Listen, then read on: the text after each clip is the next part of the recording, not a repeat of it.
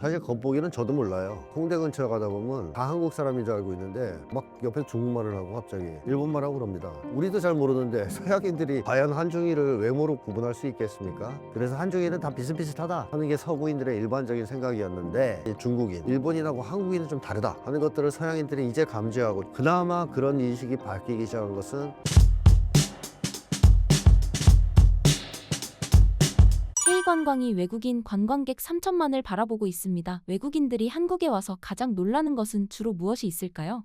흔히 뭐 많이 언급되는 것들 꼽자면 치안이 좋죠. 한국이 뭐랄까요, 범죄가 없다 뭐 이런 것들, 좀 소요 사태가 없다든가 테러 조직이 없다든가 뭐 등등등, 그런 걸 넘어서서 하여튼 치안이 굉장히 잘 돼 있어서 안심하고선 관광할 수 있다 뭐 이런 것들을 외국인들이 꽤 이제 놀라는 대목이고, 또 한 가지 외국 사람들이 놀라는 것은 청결, 깨끗하다 도시가, 뭐 이런 것들도 많이 놀랍니다.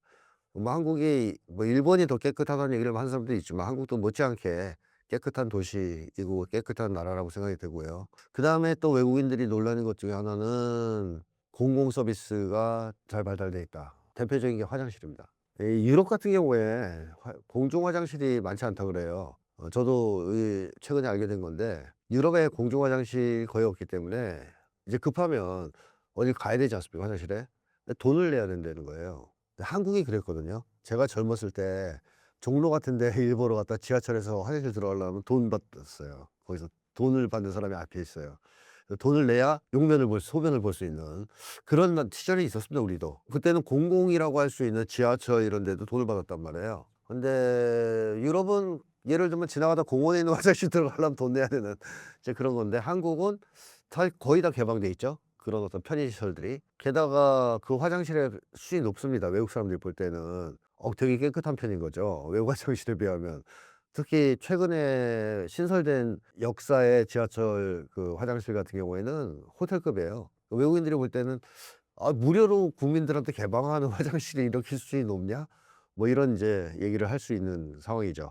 이제 그런 식의 어떤 공공 서비스들도 많이 이제 외국인들이 놀라는 대목이고, 그다음에 또 하나 이제 놀라는 것은 한국인의 도덕성, 도덕질이 별로 없지 않습니까? 뭐 예를 들면 이탈리아 갈 때 보통 듣는 얘기가 가방 어떻게 매라, 뭐 어디에다 물건 놓고 가지 마라, 뭐 조심해라. 왜? 소매치기가 많으니까. 근데 한국 같은 경우에는 카페에다가 이 노트북 같은 걸 펼치거나 핸드폰을 놔도 가져가는 사람이 없지 않습니까? 근데 뭐 미국 같으면 100% 가져간다 그래요, 그럴 경우. 이제 그런 점도 외국인들이 놀라고, 그리고 조금 더 이제 한국인과 깊이 있게 접촉하고 체류 기간이 좀 길고 이런 외국인들은 한국인들의 그런 어떤 품성이랄까요? 따뜻함, 친절함, 솔직함 뭐 이런 것들 때문에 또 한국에 대한 평가를 좋게 하는 경우도 많습니다. 서양인들은 한중일 사람들의 차이를 어떻게 느낄까요? 공항에서 알아보는 한국인만의 특성이 있을까요? 겉보기로는 모르죠. 사실 겉보기는 저도 몰라요. 제가 이 홍대 근처에 가다 보면 다 한국 사람인 줄 알고 있는데 막 옆에 중국말을 하고 갑자기 일본말 하고 그럽니다. 우리도 잘 모르는데 서양인들이 과연 한중일을 외모로 구분할 수 있겠습니까? 제가 볼 때는 불가능하다고 봅니다. 우리도 사실 서양인들이 이렇게 다니면 그게 프랑스 사람인지 독일 사람인지 영국 사람인지 어찌 알겠습니까? 그래서 서양 사람들은 사실 한중일은 그냥 다 같은 동양인이다 이렇게 이제 봤고, 또 서양의 학자들은 이런 한중일을 묶어가지고 집단주의 문화권으로 분류했어요. 그러니까 서양은 개인주의 문화권으로 분류하고, 그 점에서는 차이가 확연하니까. 그래서 한중일은 다 비슷비슷하다 하는 게 서구인들의 일반적인 생각이었는데, 그나마 그런 인식이 바뀌기 시작한 것은 한류 같은 게 진행이 되면서 일반적으로 알고 있던 동양인들, 즉 특히 중국인, 일본인하고 한국인은 좀 다르다 하는 것들을 서양인들이 이제 감지하고 좀 한국인들의 특징을 조금씩 깨달아가는 중이다, 이렇게 말씀드릴 수 있겠습니다. 최근 한국어를 배우려는 유학생이 늘어난 이유와 한글의 우수성에 대해 알 수 있을까요? 한국어를 배우려는 사람이 많아진 것은 한국의 국제적 위상이 이제 높아지고, 또 한류가 세계적으로 유행하면서 뭐 한국을 동경하는 사람이 늘어났기 때문이다, 이렇게 뭐 얘기할 수 있겠죠. 그리고 한글을 배우면서 외국인들이 또 한 번 한국에 대한 인상이 좋아지는데, 그 이유는 우선 한글을 누가 창제했냐, 왜 창제했냐는 얘기만 들어도 감동을 좀 받는다 그래요. 지구촌에 백성을 위해서 문자를 창조한 왕은 세종대왕이 유일하지 않을까 싶습니다. 그러니까 세종대왕이 한글을 만든 이유가 백성들을 지배하고 착취하려고 만든 게 아닙니다. 백성들이 힘들어할까 봐 만든 거예요. 그래서 그 당시에 사실 지배층이었던 양반들은 한글을 싫어했어요. 반대했죠. 근데 세종대왕이 백성들이 우리말 아닌데 우리 문자가 없어가지고 고생하니까 백성들을 위해서 만들겠다 해서 만들고 그게 오늘날의 한글이 되지 않았습니까? 이 얘기만 들어도 외국인들은 감동받죠. 야, 너희들 진짜 역사가 훌륭하구나. 이런 얘기를 하는 거고, 또 하나는 이제 한글의 과학성을 보면서 또 감동받죠. 감탄도 하고. 한글이 유엔도 인정했듯이 세계에서 가장 과학적인 문자입니다. 아름답냐 아니냐를 떠나서 일단 과학적이에요. 그걸 어디에서 할 수 있느냐? IT 시대가 열리면서 또 AI 시대가 이제 열리면서 이 한글 다른 문자랑 대비해 보면 그 우수성이 확연하게 들어갑니다. 예를 들면 일본인들은 핸드폰에서 문자를 보낼 때 어떻게 해야 될까요? 한자어가 섞여 있기 때문에, 예를 들면 일본 사람들이 한자어를 쓴다. 박자를 써야 된다. 그러면 제일 먼저 일본어 음으로 박을 칩니다. 그러면 한자가 쫙 떠요. 박과 관련된 한자가. 그럼 그 중에 하나 골라. 그래서 누르고 그 박을 집어넣고 그 다음에 또 한자음이 또 나오면 또 음으로 일본어로 걸치고 한자가 나오면 그거 하나 고르고. 일본 사람들이 아무리 핸드폰으로 이걸 빨리 해도 한국 사람 따라갈 수 있겠어요? 한국 핸드폰 치는 거 보십시오. 완전히 빛의 속도로 치지 않습니까? 일본 거 뭐 그렇게 안 됩니다. 일단 문자 자체가 그렇게 안 돼 있어요. 그리고 영어도 표현 문자이긴 한데 미국 영화나 드라마 같은 데 보면 캐시디, 이름이 뭐야 캐시디 그러면 철자를 물어보는 장면 나올 거예요. CHA 뭐 이렇게. 왜냐하면 걔들은 발음 그대로 철자가 나오지 않아요. 그러니까 물어봐야 돼. 확인을 해야 돼. 그런 장면이 있죠. 근데 한국어는 어때요? 박철수 그러면 그 철자가 안 물어봐요. 그대로 씁니다. 그래서 음성 인식이라든가 이런 데서 있어서 뭐 최적화된 문자거든요. 영어만 해도 그래서 그 글자가 있으면 옆에 발음기호가 있잖아요.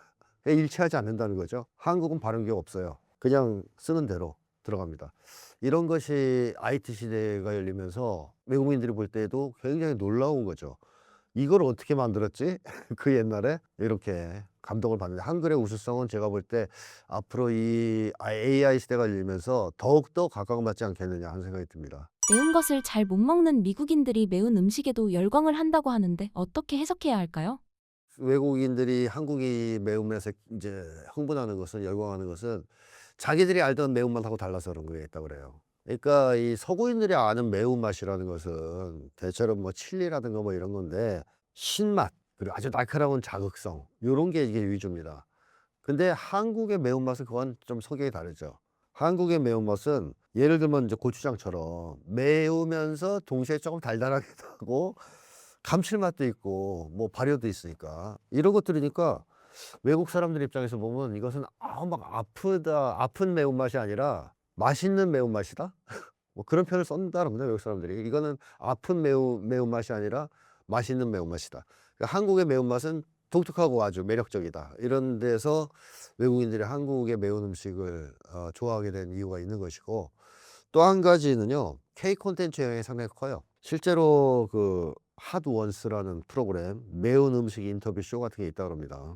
또 케이크팝, 한국 드라마 이런 데서도 한국 음식을 계속 먹으죠. 예를 들면 기생충 같은 데서도 그 라면 먹어서 유행하지 않았습니까? 그리고 유튜브 먹방 같은 데서 그 외국인들이 하는, 거기서 불닭볶음면 챌린지, 한국 라면 먹기 뭐 이런 거를 많이 한대요. 그러니까 이제 외국인들이 이 과정에서 한국의 매운 음식 먹는 게 하나의 문화 콘텐츠로 취급되는 거죠. 하나의 문화 콘텐츠가 된 거죠.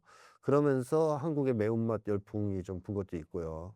그 다음에 미국에서는 원래부터 이 매운 음식 먹는 게 챌린지처럼 좀 도전적인 하나의 쇼라 그럴까요? 하나의 사람들의 어떤 행사라 그럴까요? 그런 게 있었다 그럽니다. 하여튼 그래서 챌린지 음식으로서 매운 음식이 원래 미국에서는 주목받고 있었는데, 코리안 파이어 누들스 챌린지 뭐 이런 게 있다 그래, 행사가. 그리고 또 뭐 불닭 챌린지도 있답니다. 이거 아예 영어로 BULDAK 불닭 챌린지 이런 게 있대요. 그래서 미국인 유튜버들이 이런 것들을 막 진행하면서 막 울면서 이걸 먹고, 또 친구와 대결하면서 매운맛 먹기 대결을 하고, 이런 것들을 만들었는데 이게 아주 폭발적으로 퍼져가지고 그게 이제 외국인들이 한국의 매운맛에 또 열광하게 되는 그런 이유 중에 하나였다고 그러는데, 그렇다 하더라도 한국의 매운맛이 매력이 없으면 이렇게까지 흥분하진 않겠죠. 먹어보니 아까 처음에 얘기했듯이 자기들이 알던 기존의 매운맛과는 좀 차원이 다른 아주 색다르고 수준 있는 매운맛 이제 그런 것을 느끼면서 한국의 매운맛을 알아가는 중이다 이렇게 볼 수 있겠습니다. 서양과 일본, 중국인에 비해서 한국인만이 가지는 특징이 있을까요? 이렇게 얘기하면 서구 사람들은 일본을 집단주의 문화권으로 분류하는데 왜 그러냐라고 얘기하실 분이 있겠지만 제가 한국인의 마음속에는 우리가 있다라는 책에서도 얘기했지만 일본인들은 사실상 속마음은 개인주의자입니다. 다만 겉마음만 집단주의자예요. 그러니까 미국과 일본은 사실 개인주의라고 보면 돼요. 제가 그 읽은 자료들에 의해도 미국에서 살다가 일본에 간 사람들은 일본 사람들을 보면 미국인 같다고 얘기합니다. 개인 생활을 보면. 집단 생활을 보면 아닌데 딱 개인 생활하는 걸 보면 진짜 미국 사람하고 비슷하대요. 그게 이제 개인주의란 얘기죠. 그렇다면 중국은 어떠냐? 여기는 기본적으로 일본, 미국에 비해서는 집단주의적인데 중국 사람들은 그렇긴 해도 중국 사람들은 개인의 이익, 그다음에 가족의 이익 같은 거 굉장히 중요하게 생각하고 좀 속되게 얘기하면 돈을 너무 좋아해요. 중국 사람들은 재물을 너무 밝힌다 그럴까요? 그래가지고 중국인들은 집에다가 그 관우상을 모시는 경우가 많지 않습니까? 근데 관우가 재물신이거든요. 옛날에는 아니었지만 이제 재물신으로 모십니다. 그러면서 거기다 맨날 절하고 그래요. 돈 좀 벌게 해주시오 뭐 이렇게. 그리고 중국 장례식 한번 보십시오. 옛날 영화 같은 거. 뭘 갖다 뿌려줍니까? 관 앞에다 화폐. 그 쉽게 하면 종이돈. 종이돈을 많이 오려서 종이돈을 많이 뿌려주는 게 그 사람을 장례를 잘 치러주는 거예요. 자, 이 의식 속에는 뭐가 있습니까? 죽어서까지 뭐가 필요하다? 돈이 필요하다는 의식이 있죠. 한국 사람들은 죽으면 돈 필요 없다고 생각해요. 그래서 돈 같은 걸 뭐 종이돈을 만들어 준다든가 관 안에다 돈 넣어준다 이런 생각을 안 하지 않습니까?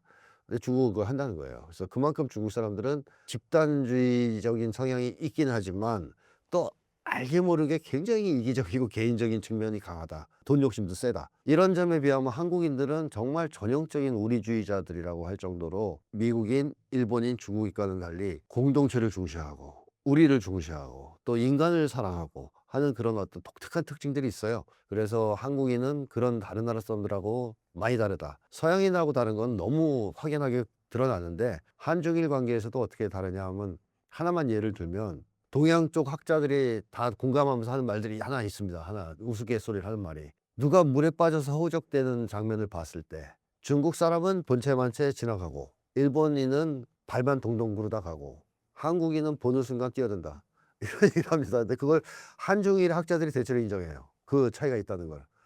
그러니까 중국인들은 아까 얘기했지만 일속이 밝다는 거예요. 나 내일 아닌데 돈 안 생기는데 내가 왜? 지나가 버리는 거죠. 일본인은 집단주의적 규칙에 의하면 도와줘야 되기 때문에 그 지나치지 못하는데 또 개인주의자들이기 때문에 자기를 던져서 구하지는 않아요. 그러니까 발만 동동 구르다 가는 거고 한국인들은 나보다는 우리를 생각하고 인간을 굉장히 귀중하게 여기는 그런 민족성이 있기 때문에 보는 순간 뛰어듭니다. 근데 이게 진짜냐? 그러면 그게 드러났던 사건도 있죠. 일본에 유학했던 이수연인가요? 김수연인가? 하여튼 그런 유학생이 있었습니다. 근데 그 유학생이 지하철을 기다리고 있는데 취객이 선로에 떨어졌어요. 그 장면을 보자마자 바로 뛰어들어서 취객을 구하고 죽었습니다. 자, 이 유학생이 그 취객을 구하려고 뛰어들 때 뭔가 계산을 하고 뛰어들 시간이 있었습니까? 그건 불가능하죠.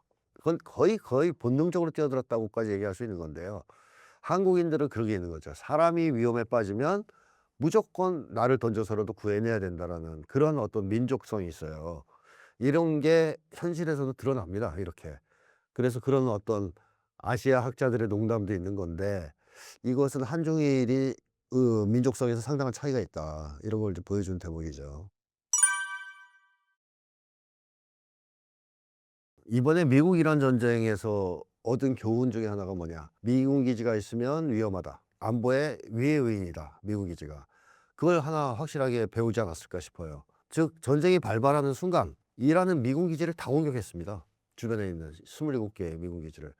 근데 이란 입장에서 보는 건 당연한 거예요. 제대로 미국과 전쟁할 생각이 있다면 당연히 미군 기지부터 쳐야 됩니다. 왜냐하면 그 미군 기지로부터 공격이 시작되기 때문에 이란에 대한 뭐 당연히 그걸 칠 수밖에 없는 것이죠.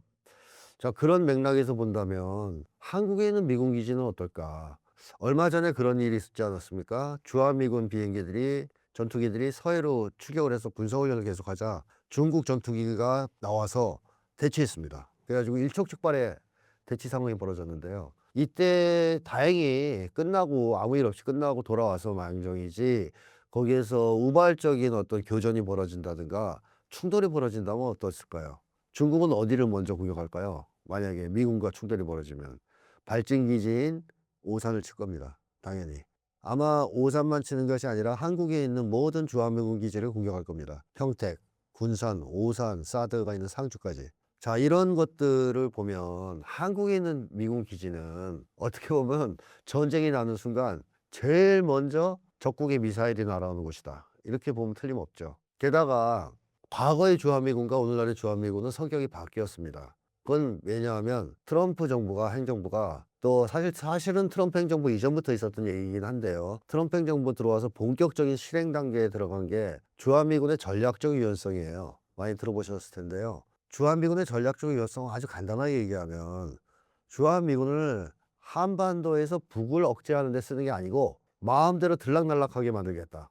예를 들면 대만에서 전쟁이 벌어지면 거기에 참가시키고, 이란에서 전쟁이 벌어지면 이란으로 처출하고, 이렇게 한국을 발전기지 삼아서 들락날락하겠다는 얘기입니다. 그래서 브런슨 주한미군 사령관은 한국은 중국 앞에 떠 있는 항공모함이다, 이렇게까지 표현한 거 아니겠습니까? 항공모함처럼 발전기지로 삼겠다는 거예요. 이게 전략적 유연성입니다. 그렇다면 주한미군이 대만 전쟁에 참여하면 한국은 어떻게 되겠습니까? 역시 중국의 공격을 받게 되겠죠. 또 이란 전쟁에 참여하면 어떻게 되겠습니까? 잘못하면 이란이 멀어서 망정이지 가까운 바로 이란 미사일 나올 겁니다. 그러니까 이거는 정말 위험한 거죠. 우리가 원치 않는 전쟁에, 뭐 아무 이익이 없는 전쟁에 주한미군의 전략적 유연성 때문에 우리가 끌려 들어갈 수 있는, 공격을 당할 수 있는 상황이 되는 것이고, 또 미국은 주한미군만 들락날락하게 만들겠다는 것에 그치는 게 아니고 한국군도 끌고 가려고 그래요. 대만 전쟁이 벌어지면 한국도 참여해야 된다고 요구합니다. 자, 이런 것들이 오늘날의 주한미군이다라고 봤을 때 과거에는 주한미군이 한국 안보에 조금 도움이 됐을 수도 있어요. 그러나 오늘날의 주한미군은 북을 억제하고 방어하는 데 기능은 완전히 상실했어요. 그거는 트럼프 행정부 인사들이 노골적으로 얘기합니다. 니네가 막어. 북한은 니네가 막어. 우리 주한미군은 북한 상대하는 게 군대가 아니야. 우리는 중국을 상대할 거야. 자, 그렇다면 이제 주한미군은 한국의 안보에는 전혀 도움이 되지 않을 뿐만 아니라 오히려 한국 안보 불안의 제일 가는 원인이 됩니다. 즉 주한미군이 있음으로써 안전해지는 것이 아니라 안보가 매우 위태로워진다는 거죠. 그래서 저는 이제 우리 한국 사람들도 주한미군의 성격이 이렇게 바뀌었고 세계가 이렇게 바뀌었기 때문에 주한미군 있으라고 우리가 요구할 이유가 아무것도 없다. 차라리 나가라고 하는 게 낫다. 나가는 게 훨씬 더 안전해지는 길이다 라는 것을 깨달아야 될 때가 왔다고 봅니다. 천공투 능력이 패트리어트와 유사한데 가격은 절반이라는 것이 사실인가요? 추가 구매 가능성도 있는 건가요? 아까도 잠깐 말씀드렸지만 왜 중동에서 천궁을 그렇게 관심을 가지느냐, 천궁2에 대해서. 그 이유는 미국이 배신했기 때문이에요, 1차적으로. 그러니까 미국이 사드라든가 패트리어트 3 같은 걸 가지고 중동 나라들을 방어해 준다고 했는데 막상 전쟁이 터지자 그 무기들을 죄다 이스라엘로 빼돌렸습니다. 그래서 중동 국가들은 속수무책으로 얻어맞았어요. 그래서 중동 국가들은 그런 생각을 했겠죠. 미국을 믿을 수가 없다. 더 이상 우리 안보를 미국에게 의존할 수가 없다. 그래서 이제 중동 국가들은 미국한테 야, 그러면 니네 거 가져가서 우리가 맞은 건 할 수 없다 쳐. 그러면 우리도 이제 필요하다. 지켜야 되겠으니까. 그래서 방공 무기, 대공 미사일 좀 우리가 사겠다. 사드하고 패트리어트를 우리한테 팔아라. 했더니 중동 국가들 돈은 많지 않습니까? 그때 미국이 안 돼. 그런 거예요. 없어. 우리 것도 모자라. 자, 그거는 왜 그러냐? 생산 능력이 딸려서 그렇습니다. 미국이 패트리어트를 생산하는 능력은 한 달에 4, 50발밖에 안 되고요. 사드는 한 달에 8발밖에 못 만든다고 합니다. 대략. 물론 이제 앞으로 이걸 조금 늘리겠다고는 하지만 그래도 이게 기하급수적으로 늘어날 수 있는 게 아니에요, 이 미사일 생산이라는 게. 게다가 이 미사일 생산에는 히토류가 들어가거든요. 근데 중국이 또 히토류를 지금 수출을 안 하고 있어요. 이란하고 사이가 좋은 중국이 미국 미사일 만들려고 히토리 주겠습니까? 자, 그래서 미국이 미사일을 대량 생산할 수 있을 가능성은 없다. 그러니까 중동에 팔고 싶어도 못 파는 거죠. 그럼 중동 국가들이 결국 손을 벌릴 수 있는 데가 어디냐? 한국, 천공이라고 이제 봐야 되겠죠. 천공2. 그래서 천공2에 대한 수요가 이제 폭증한 건데, 천공2가 처음에 미사일 개발은 아까 말씀드렸고 패트리어트 3하고 거의 동급의 미사일이다, 이렇게 보면 되거든요. 요격 거리로 봤을 때 천궁2가 한 40에서 50km까지 나옵니다. 패트리어트는 35에서 60. 그러니까 조금 더 나가긴 하지만 거의 비슷하죠. 요격거리가. 그다음에 요격 고도가 천궁이 20km, 패트리어트 3가 20에서 30km. 그러니까 이것도 패트리어트 3가 약간 앞서지만 거의 유사하죠. 그리고 뭐 천궁 2의 방식은 갖다 부딪히는 거예요. 날라오는 거예요. 그래서 부딪혀 터트리는 방식이고 직접 충돌 방식이고, 뭐 미국의 패트리어트 3는 어쨌든 요격 미사일에 좀 특화된 대공 미사일이라고 볼 수 있는데, 문제는 가격입니다. 가격. 포대 가격이 천궁 2가 약 4, 5억 달러거든요. 근데 패트리어트는 10억 달러가 넘어갑니다. 그러니까 두 배가 훌쩍 넘죠. 그리고 미사일 가격이 천궁 2가 2, 300만 달러 정도 돼요. 200, 300만 달러. 근데 패트리어트는 4, 500만 달러죠. 그러니까 미사일 가격은 두 배까지는 아니지만 여전히 천궁 2가 쌉니다. 그래서 뭐 절반이다 이렇게 얘기하기 조금 부족할 수 있지만, 패트리어트 3와 거의 비슷한, 패트리어트 3는 미국의 최신 미사일 아닙니까? 패트리어트 1, 2, 3니까 3인 최신 미사일인 패트리어트 3와 성능이 거의 동급인데, 일부는 더 낫다는 평가도 있는 게 있고요. 근데 동급인데 가격이 싸요. 그러니까 뭐 가성비가 엄청나게 좋은 대공 미사일이라고 할 수 있죠. 그러니 중동에서의 수요가 많을 수밖에 없습니다. 3월 한미연합훈련이 이란 전쟁 상황과 맞물려 북한의 강경한 군사적 대응을 유발해 한반도의 전쟁 위험을 높일 수도 있을까요? 북쪽이 얼마 전에 노동당 대회를 했는데, 거기에서 뭐라 그랬냐면 미국에 대해서는 여전히 최강경 대응을 하겠다. 뭐 미국의 본성은 절대로 변하지 않았다. 뭐 이런 얘기를 하면서 최강경 대응을 하겠다는 얘기를 했습니다. 그리고 남쪽에 대해서도 이미 지난번 당대가요, 그때 아니면 작년에는 하여튼 시점이 있지만, 그때 아마 다들 기억하실 겁니다. 남북 관계는 더 이상 동족 관계가 아니고 적대적인 교종국 관계다, 이렇게 규정을 하지 않았습니까? 근데 이번에 노동당대에서 이걸 더 강력하게 얘기했어요. 더 강력하게. 뭐 상종도 안 하고 동족에서 아주 배제시키고, 뭐 우리 건드리면 가만 안 있겠다는 식으로 아주 굉장히 세게 얘기했습니다. 자, 그러면 미국이나 남쪽에 대해서 굉장히 강경한 입장을 천명한 거거든요. 근데 북쪽은 어쨌든 미국이 계속 한국과 한미 군사 훈련을 통해서 북을 자극하고 위협하는 것을 지금까지는 참아왔지만, 앞으로는 참지 않을 가능성이 높은데, 그게 얼마 전에 있었던 북쪽 김여정 부장의 담화에 나옵니다. 거기서 뭐라 그러냐면 우리의 인내를 시험하지 말라, 이런 얘기를 해요. 그리고 이게 우리의 안전을 위협한다, 주권을 침해한다고 여겨질 시에는 끔찍한 결과를 초래할 것이다, 이런 협박을 합니다. 그래서 제가 생각하기에는 올해 한미연합훈련에 대해서는 과거보다 좀 더 강경한 태도로 맞대응을 할 가능성이 높다. 과거에는 그냥 미사일 발사 정도로 대응을 했다면, 올해 한미연합훈련 기간 중에는 좀 더 강경한 대응을 할 위험이 있다라는 것이고요.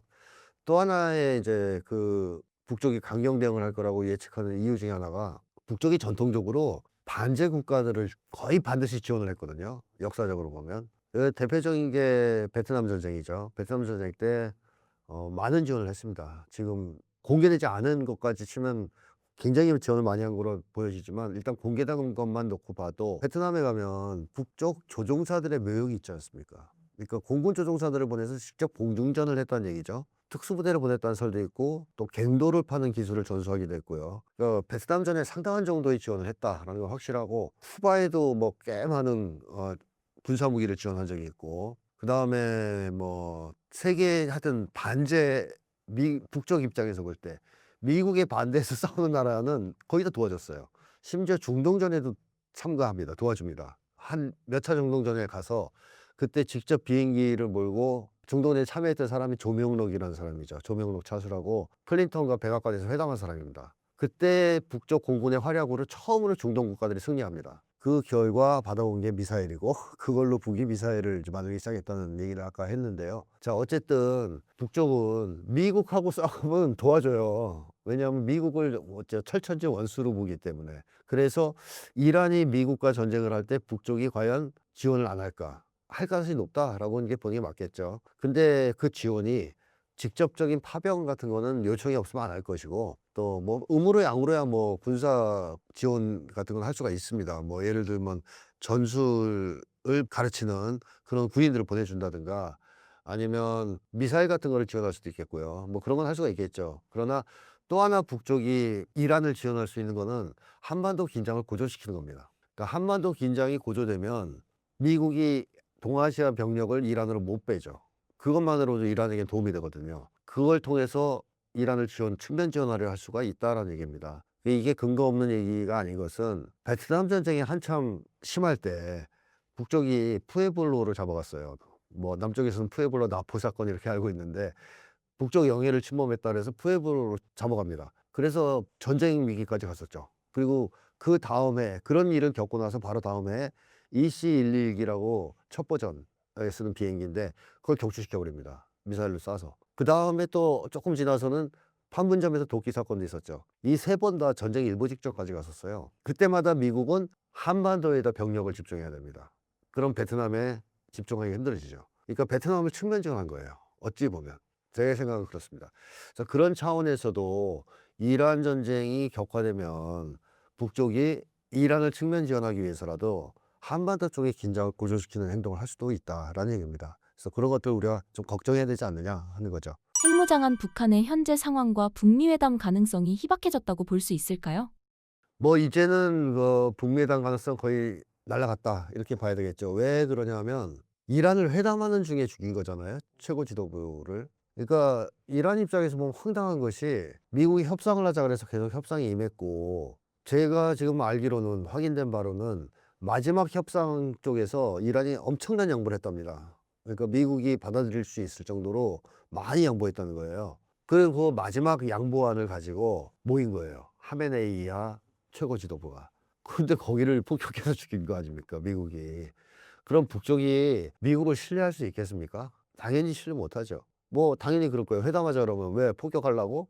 이런 얘기 할 수 있는 거죠.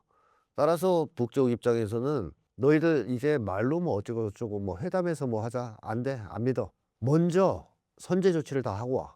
예를 들면 북을 핵보유국으로 인정하고 북에 대한 적대 정책을 다 포기하고 한미연합훈련 중지하고 제재 해제하고 그러고 나서 회담하자 그러면 할 수도 있겠지만 그런 거 없이 회담하자 안 나간다 이거죠. 나갔다가 뭐 대포 맞으라고 폭격하려고 이렇게 생각할 수밖에 없는 상황이다.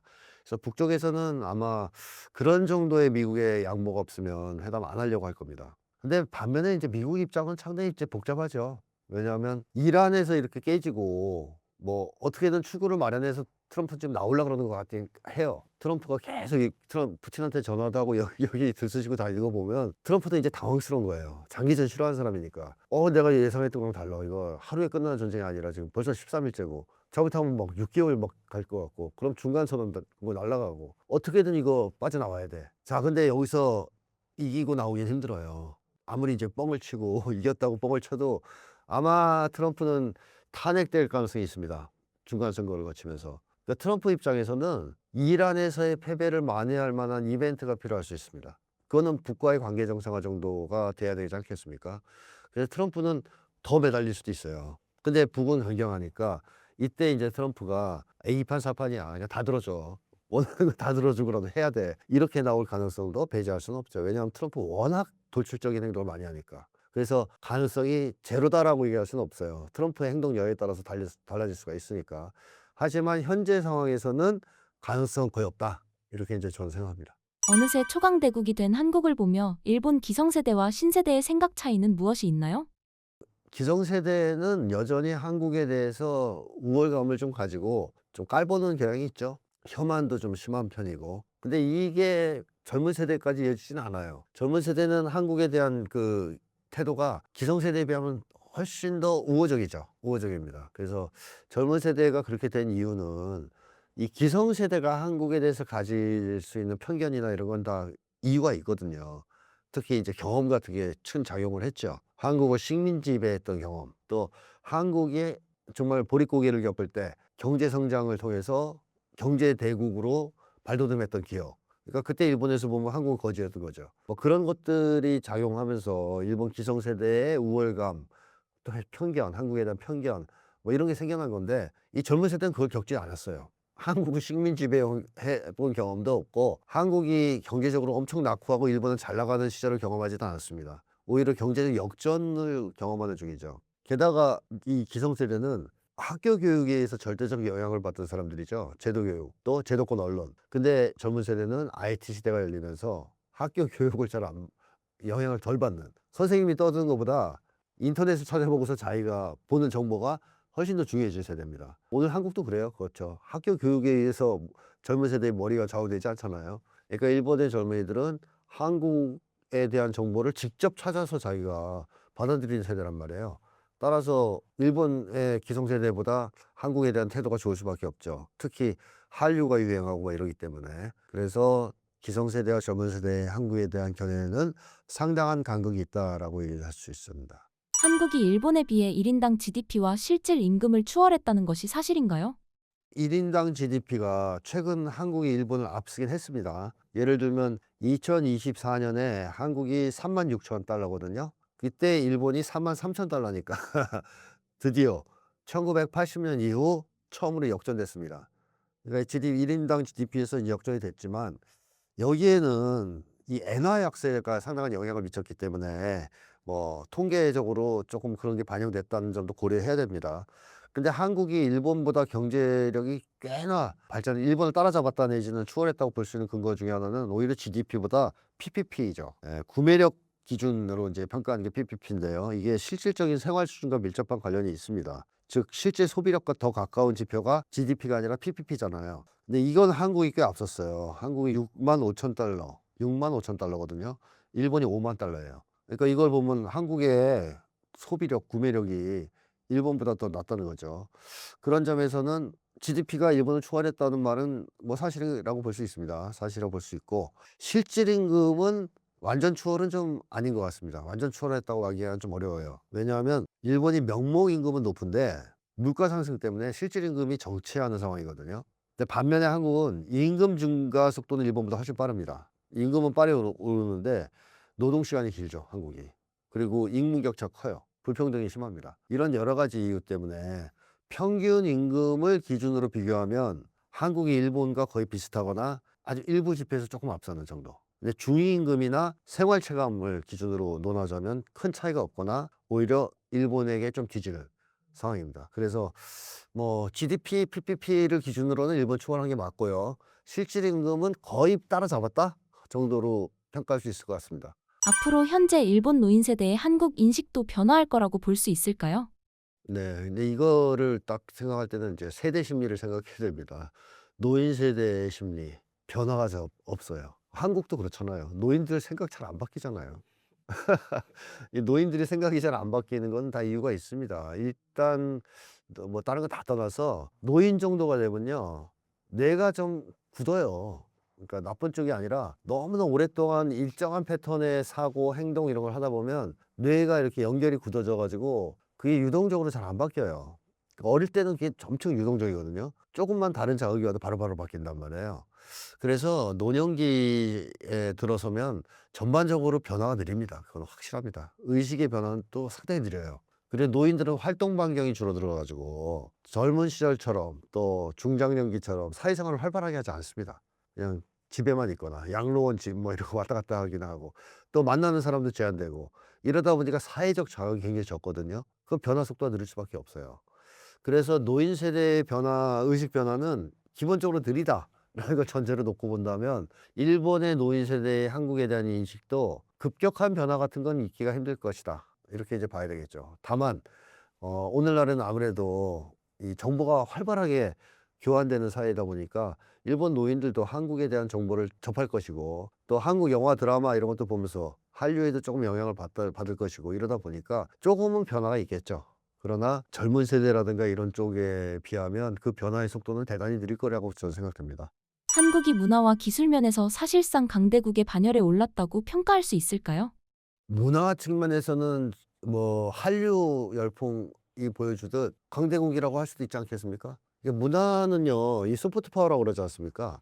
이거 힘으로 퍼뜨리는 게 아니에요. 그러니까 우리가 뭐 예를 들어서 일본을 점령한 다음에 우리 문화를 받아들여 이 자식들아 그래서 이렇게 퍼뜨릴 수 있는 게 아니에요. 그거는 뭐 문화 전파도 아니죠. 일본이 우리를 점령해 가지고 한국어를 못 쓰게 만들고 그걸 뭘까 막 식민지를 삼아서 내선 일체를 추구했던 거, 이거는 문화 말살이지 뭐 문화를 퍼뜨린 건 아니지 않습니까? 그래서 문화는 소프트 파워라 그래 가지고 힘이 아니라 그야말로 문화의 힘에 의해서 퍼져나갑니다.